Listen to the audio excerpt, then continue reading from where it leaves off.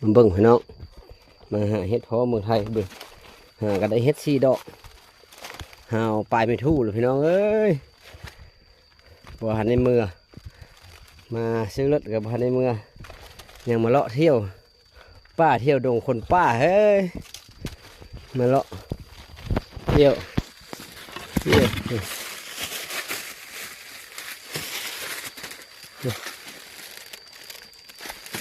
ไปไหนเลยไม่บ่เห็น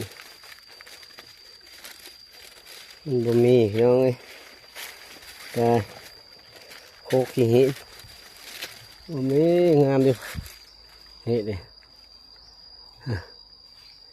งามดิมันบ่เห็ดประตูเห็ดเพาะพี่น้องบ่เห็ดเห็ดเพาะย่างไปนำพี่น้องคนไทยเลยนะแต่ไอเต้นน้องมาเล่นกับเจ้า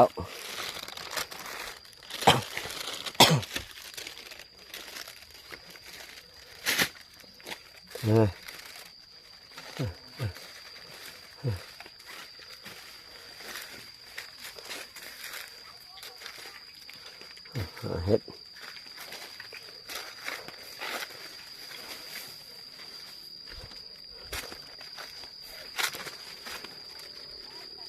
ฝนหลายเฮ้ยเดี๋ยวมันบ่ฝน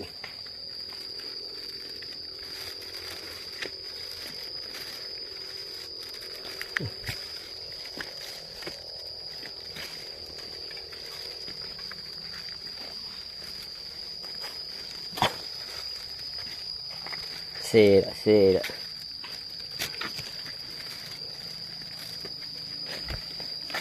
เล็กกระสักใจเต็มร้อย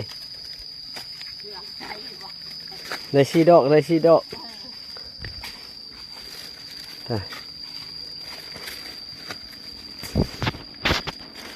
บูฮูนเฮ็ดออกแนวบ่เคยหานะวัดไปในนี้แหละนี่โอ้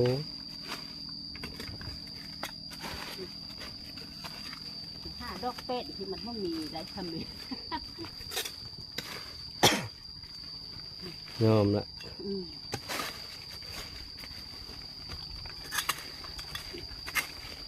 ไม่มี